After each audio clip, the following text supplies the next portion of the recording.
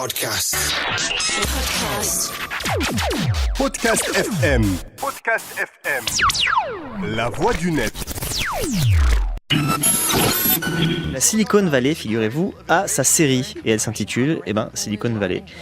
Et elle est en train d'être diffusée en ce moment sur la chaîne américaine HBO. Alors, avant d'entrer un peu plus avant dans ce que raconte cette série, le simple fait que la Silicon Valley soit devenue un objet de série est significatif. C'est-à-dire que la Silicon Valley est désormais un écosystème suffisamment répertorié et suffisamment complet pour être constitué en objet de série.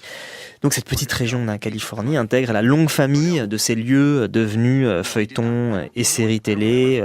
On se souvient de Dallas, Melrose Place, Beverly Hills, Treme, plus dernièrement le quartier de la Nouvelle-Orléans, ou même West Wing dans une version plus réduite, la branche ouest de la Maison Blanche. Alors autant de lieux doués d'une mythologie propre, une mythologie qui appartient à la mythologie américaine, et dans chacune de ces séries, il s'agit évidemment de jouer avec cette mythologie. Et c'est ce que fait d'ailleurs Silicon Valley en jouant avec la mythologie de la Silicon Valley. C'est donc évidemment le lieu de la start-up généralisée. Tout le monde veut monter sa start-up, jusqu'aux médecins d'ailleurs qu'on va consulter. Alors la série s'inscrit dans une autre lignée, celle des séries qui ont pour héros des geeks, des fans d'informatique donc. Alors je pense à une série comme IT Crowd, la série britannique, ou The Office, ou The Big Bang Theory. Et ça devient donc un courant à part entière avec ses poncifs. Ces gens payent leur génie informatique en n'ayant pas de corps, ou alors très gros ou très maigre, en ayant globalement une sociabilité assez étrange. Et d'ailleurs, ces corps malhabiles, cette sociabilité étrange, ce sont évidemment les principaux ressorts comiques de cette série, comme des autres du même genre.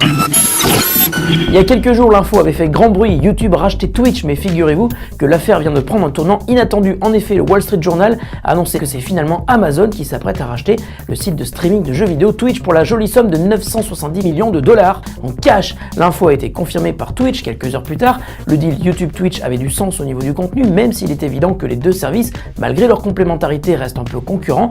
Entre Amazon et Twitch, le mariage a toujours autant de sens, mais d'une autre manière. L'infrastructure d'hébergement Amazon Web Services est l'un des plus gros fournisseurs de stockage et de services cloud au monde, et Twitch se préoccupe évidemment de la meilleure manière de stocker et diffuser son contenu vidéo avec une audience en perpétuelle évolution.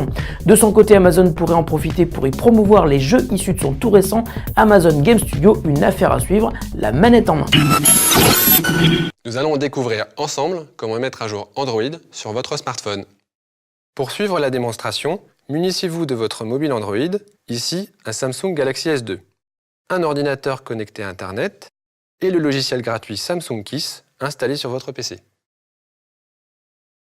Branchez votre Samsung Galaxy S2 à l'ordinateur à l'aide du câble USB.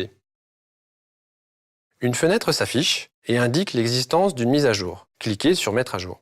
Le logiciel Kiss vous demande l'autorisation d'enregistrer des informations, numéro de téléphone, caractéristiques du PC, sur un serveur Samsung. Soit vous acceptez, soit vous refusez, et dans ce cas, cliquez sur Continuer sans enregistrer. On arrive à l'étape qui prépare la mise à jour. La préparation de la mise à jour nécessite une connexion permanente à Internet. Ça y est, la mise à jour proprement dite commence. Une fois la mise à jour terminée, vous voyez le message « Mise à niveau terminée avec succès ». Et voilà, votre smartphone est maintenant à jour. À bientôt. Initiée en 92 sur PC, la série Wolfenstein, qui pour l'anecdote a été fortement inspirée à John Romero par Castle Wolfenstein, sorti en 81, est autant connue pour ses qualités vidéoludiques que pour son imagerie politiquement incorrecte. Relecture caricaturale de la Seconde Guerre mondiale, Wolfenstein 3D a popularisé le jeu de guerre en vue subjective moderne. Ancêtre des jeux à la Call of Duty et Battlefield, il a engendré plusieurs suites et remakes, dont le premier en date prépare son débarquement. The New Order, un titre qui en dit long pour les amateurs d'histoire, repose sur une énième uchronie où l'Allemagne a terrassé les forces alliées. Podcast. Podcast FM. Podcast FM. La voix du net.